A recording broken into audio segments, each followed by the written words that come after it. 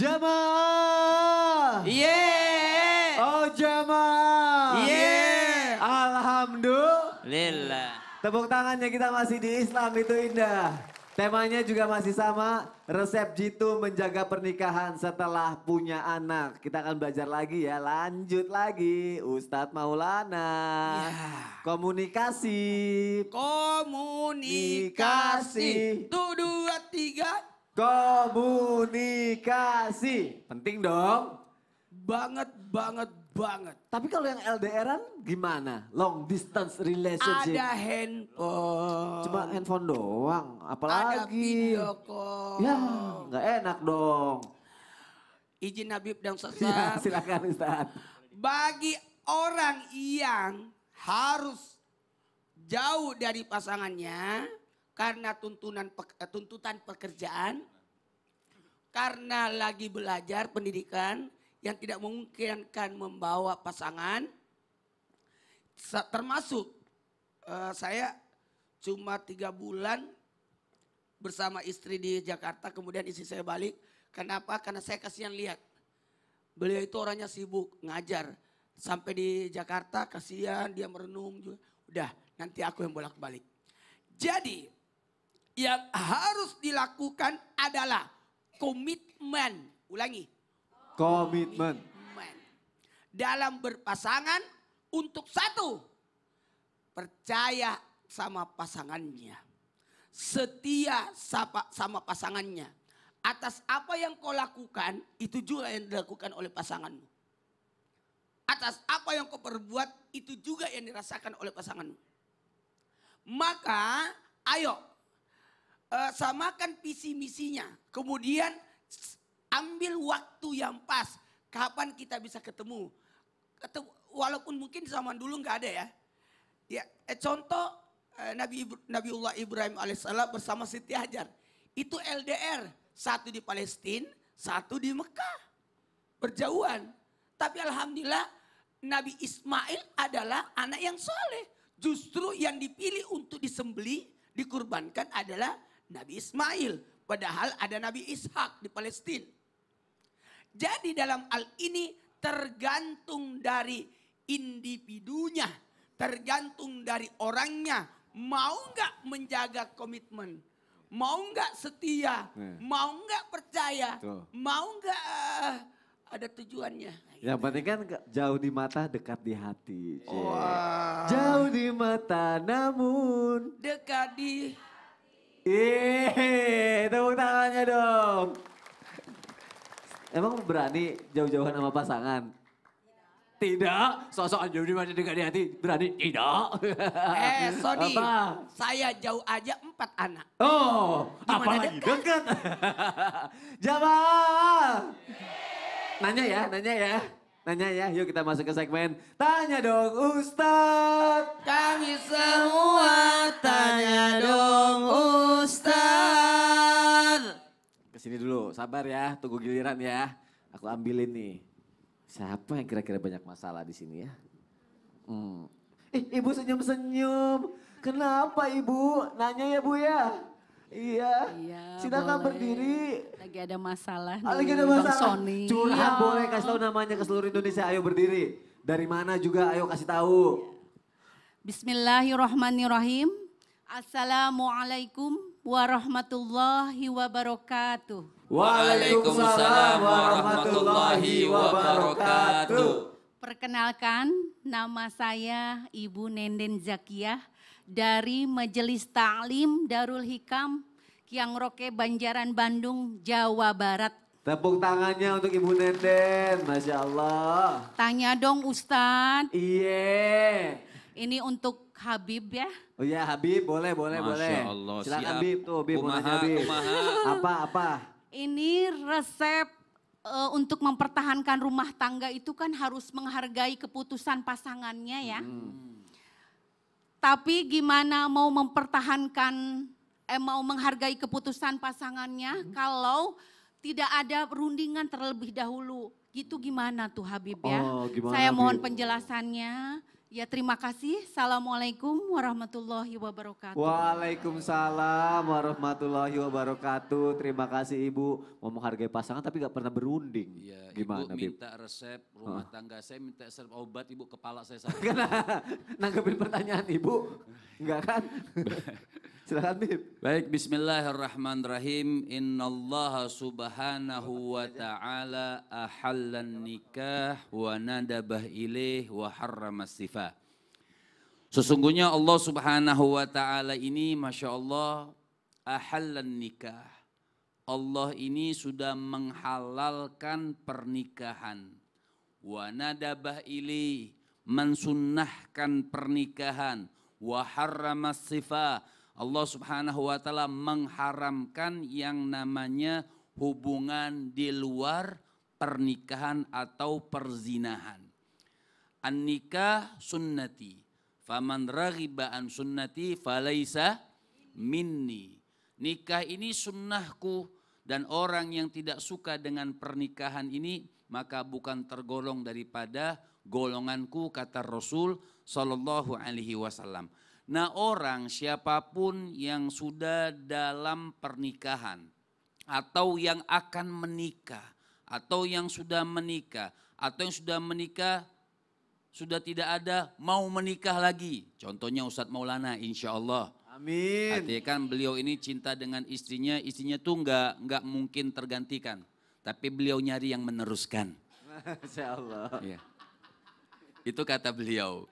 Jadi kalau dalam rumah tangga itu di dalam kitab Al-Adab Fiddin Al-Imam Ghazali menjelaskan di antara adab seorang istri terhadap suami atau sebaliknya adab suami ini terhadap istri ada yang namanya husnul ushrah.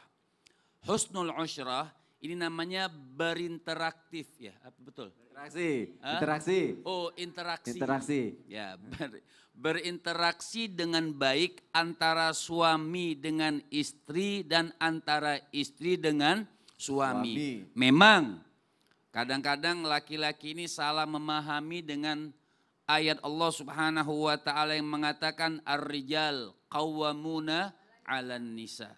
Laki-laki itu pimpinan daripada kaum wanita. Tapi bukan berarti laki-laki itu harus otoriter. Semua keputusannya harus istri setuju. Semua apa yang dilakukan oleh suami harus istri setuju. Itu bukan seperti itu. Ini bukan contoh suami yang baik atau laki-laki yang baik dan jauh daripada contohnya baginda Nabi besar Muhammad. Bukan berarti kita itu musyawarah yang baik dengan istri, maka suami itu terkategori isti. Isti apaan? Isti, Ikatan? istri, salah ya. Bukan. Maksudnya suami takut istri. Ikatan suami takut istri. Salah ya. Bukan. Artinya memang bukan tergolong suami yang takut istri, bukan. Artinya kita musyawarah. Sampai Nabi SAW bertanya sama istrinya, kita ini sarapan apa? Bertanya. Berundingan, musyawarah, makanya muasyarah bil ma'ruf, makanya berunding dengan bagus, berinteraktif dengan bagus, berbicara dengan bagus, arti dengan akhlak, dengan adab, mau itu pengantin baru atau itu sudah pengantin lama. Mau pengantin baru, mau pengantin lama, ini tata caranya sama. Bukan makin lama makin kasar, makin lama makin kasar. Untuk memutuskan dengan kehendak diri sendiri, ini bukan suami yang bagus atau suami yang contoh. Jadi kalau ditanyakan oleh ibu tadi, berunding atau tidak? Seharusnya memang berunding supaya menjadi rumah tangga yang sakinah, mawaddah, warahmah. Atau sumawa. Sumawa apa tuh? Apa? Samawa. Oh, samawa. Bukan Salah. sumawa, samawa. Samawa, Terima Masya kasih Allah. Habib untuk penjelasannya. Ibu semoga terjawab ya. Masya Allah. Siapa lagi yang mau nanya ya? Saya pilih aja ya. Oh banyak yang mau nanya. Kamu aja Ibu. Boleh tolong disampaikan mic-nya ke Ibu yang pakai kacamata. Siapa namanya ya? Coba boleh berdiri Ibu. Bismillahirrahmanirrahim. Assalamualaikum warahmatullahi wabarakatuh. Waalaikumsalam warahmatullahi wabarakatuh. Nama saya Bu Lina dari Majelis Taklim Darul Hikam Kiang Roke Banjaran Bandung. Tepuk tangan dong untuk Ibu Lina biar semangat, Ya. biar gak grogi nih. Ayo mau nanya apa, ayo? Tanya dong Ustadz. Iya. Ya, untuk Ustadz Syam, Yes ya Bu. kalau sudah punya anak, sepertinya kan kita lebih gampang marah ya Ustadz ya. Dan apakah emang benar ya kalau rumah tangga mau harmonis, kalau mau masuk rumah harus membaca surat ayat kursi sama Al-Ikhlas, surat Al-Ikhlas. Emang bener kayak gitu Ustaz? Baik, Biar bismillahirrahmanirrahim. Terima kasih Ustadz. Assalamualaikum warahmatullahi wabarakatuh. Sama-sama. Waalaikumsalam warahmatullahi wabarakatuh. Silakan Ustadz Syam. Tapi Guru Muhammad Ustadz Maulana, jamaah di rumah, jamaah di studio.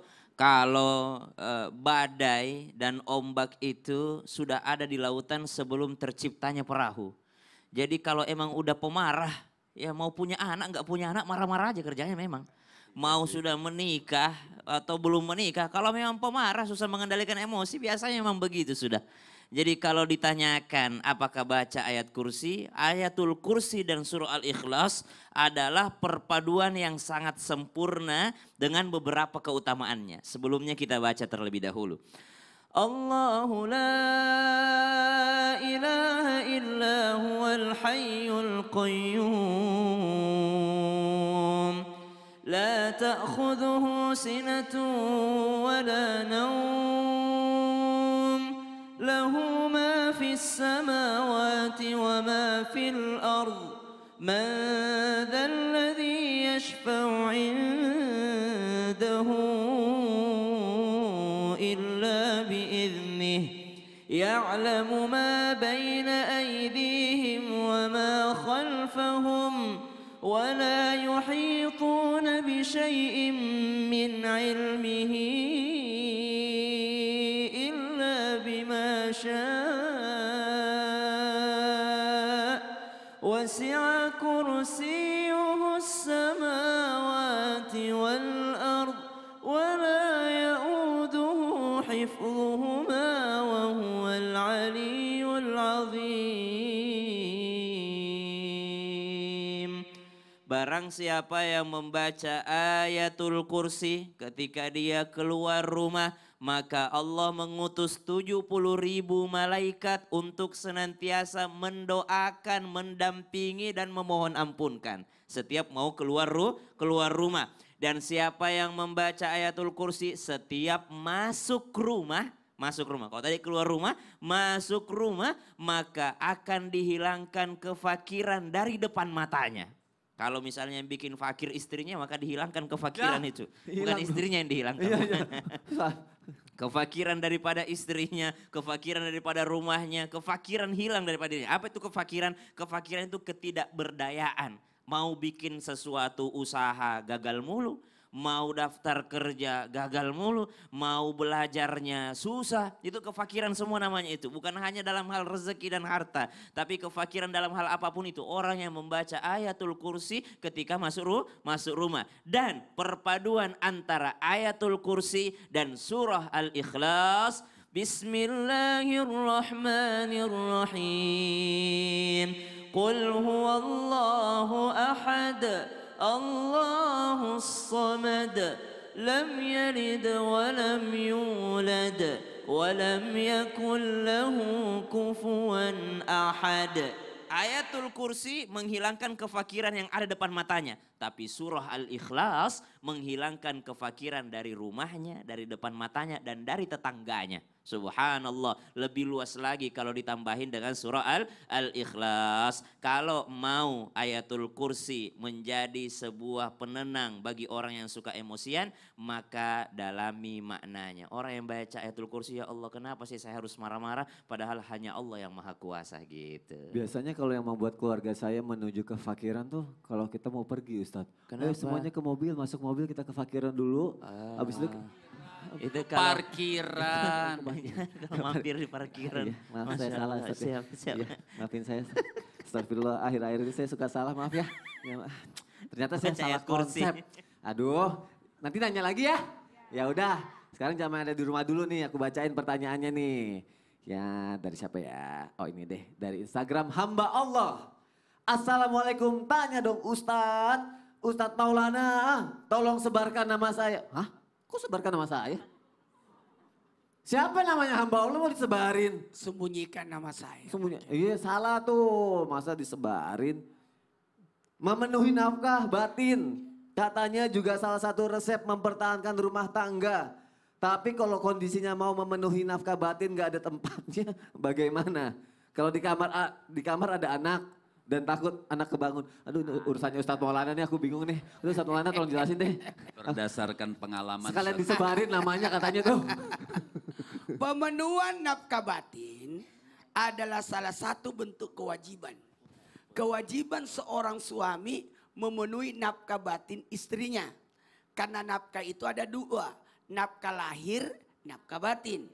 Nah dalam nafkah batin ini ada batasnya. Paling lama 3 bulan. 3 bulan. Kapan lewat dari 3 bulan berarti suami sudah terancam rumah tangganya. Nah, begitu pula istri. Istri harus memenuhi nafkah batin suaminya. Ingat, wanita stres biasanya mut-mutan kalau lagi dapat. Tapi laki-laki mut-mutan ketika dia tidak dapat. Gak usah dibahas. Oke. Kapan bagusnya memenuhi nafkah batin? Ada waktu aurat dalam surah An-Nur. Paling bagus itu. Sebelum subuh. Sebelum subuh. Aduh mana Ustadz Sam Anak lagi belum syuting. bangun. Anak belum bangun. Sesudah Isya, anak sudah tidur. Dan sesudah duhur, anak belum pulang sekolah. Yeah. Pengalaman ya katanya. Maka pemenuhan itu sebenarnya harus diatur. Karena ada 3 waktu yang bisa kita lakukan. Waktu liburan. Yeah. Liburan kan? Yang kedua, waktu di saat kita betul-betul hanya quality time. Tadi dibahas di segmen sebelumnya. Maka carilah waktu yang terbaik. Bahkan dalam kitab Qurratul Uyun disebutkan cara, waktu, di mana, tempatnya, saat kapan. Itu diatur. Islam mengatur sebaik mungkin. Karena bukan dari banyaknya tapi kualitasnya. Oh dari kualitasnya ya. Baik. Aduh udah jam segini lagi. Anak-anak udah mau pergi sekolah. Jamaah. Udah diem aja semua tadi. Ngapain? Ada pertanyaan lagi nih dari Instagram @Anissa_Fatimah. Assalamualaikum Ustadz Syam. Romantis sama Waalaikumsalam. pasangan juga salah satu agar pernikahan langgeng walaupun setelah punya anak. Contohnya saling suap-suapan. Tapi kenapa ya suami saya enggan banget suapin saya? Padahal saya pengen diperlakukan romantis. Nih Sering gimana? suap-suapan nggak? Suka. Subhanallah. Suka. Ustaz Syam? Saya nggak terlalu suka. Enggak. Oh yaudah pas nih kalau gitu saya yang jawab deh. Silakan Ustaz. Baik, Al-Quran surah Adz-Dzariyat ayat 49. A'udzu billahi minasy syaithanir rajim. Allah. Bismillahirrahmanirrahim. Wa min kulli syai'in khalaqna zawjayn. خلقنا زوجين لعلكم تذكرون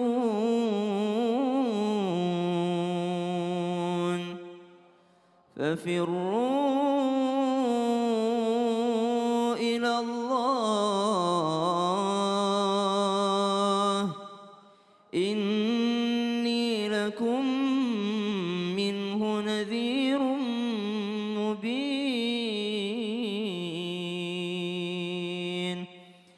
Segala sesuatu diciptakan oleh Allah Subhanahu wa taala berpasang-pasangan dan setiap pasangan pasti ada masalahnya masing-masing. Ada yang kelihatan dari luar suap-suapan tapi di dalam kamar tonjok-tonjokan ada. Waduh. Ada juga yang di luar tidak suap-suapan tapi di dalam kamar subhanallah saling berbagi, saling mencintai, saling mengayomi, saling mengajak, saling menggandeng sampai ke akhiratnya Allah Subhanahu wa taala, ke surganya Allah Allah Subhanahu wa taala. Penanya sudah menjelaskan salah satu contohnya romantis suap-suapan. Berarti itu cuma salah satu contohnya saja. Ada orang yang senang suap-suapan mungkin tapi nggak senang di romantis yang lain. Ada seorang laki-laki yang senang dengan kata-kata, ada yang tidak bisa berkata-kata hanya dengan actionnya saja. Ibu jangan salah, seorang laki-laki yang berusaha untuk menambal gentengnya, memperbaiki plafon rumahnya itu sesungguhnya adalah romantis. Seorang suami yang keluar rumah berusaha supaya istrinya tidak tahu di rumah bagaimana susahnya dia mencari nafkah yang halal. Itu juga hal yang romantis. Ada seorang suami berusaha menutupi masalah keluarganya supaya istrinya tidak stres. Itu juga romantis. Ada seorang suami berusaha menutupi bahwa dia punya di luar sana masalah dengan keuangannya. Itu juga romantis. Cuman kalau dikatakan ada keinginan istri, saya pengennya seperti ini, maka seorang suami hendaklah berusaha untuk mengikutinya. Walaupun cuma sekali-sekali. Kalau kayak Sony kan Masya Allah senang suap-suapan. Iya. Ada juga yang enggak senang suap-suapan. Saya kurang senang makan sepiring berdua tuh kurang. Walaupun itu sunnah Nabi ya. Iya. Ribet ngambilnya tuh. Kan banyak banyak love language yang lain kan ya. Love language, bahasanya kan? love language. Banyak yang lain selain suap-suapan, cara romantis yang lain sebenarnya ya Ustaz. Dan ya. senang banget setan merasuki orang yang merasa, suamiku enggak suap-suapan. Itu cara setan untuk merusak rumah tangga itu. Aduh, nauzubillah. Padahal yang lain terpenuhi, cuma suap-suapannya aja enggak. Semoga semuanya tetap romantis ya dengan caranya masing-masing. Amin. Ya Allah, amin. Pertanyaan terakhir untuk segmen ini dari Virus Miranda. Sayang kok kamu udah 2 hari gak pulang ke rumah, gak kabarin aku juga. Aku nungguin loh padahal. Lah ini curhat di sini. Nah, rasain. Rasain apa? Rasanya Rasain tadi apa? saya dicencengin. Bilang, Cengin apa? Eh, Virus Miranda, bukan virus Arabik. Oh, ya. Virus aku mah beda. Virus aku mah mana pernah aku gak pulang 2 hari. 7 hari. Jamaah jangan kemana-mana, tetap di Islam itu indah. Jamaah, oh jamaah. Alhamdulillah. Aku telepon virus dulu gak enak nih.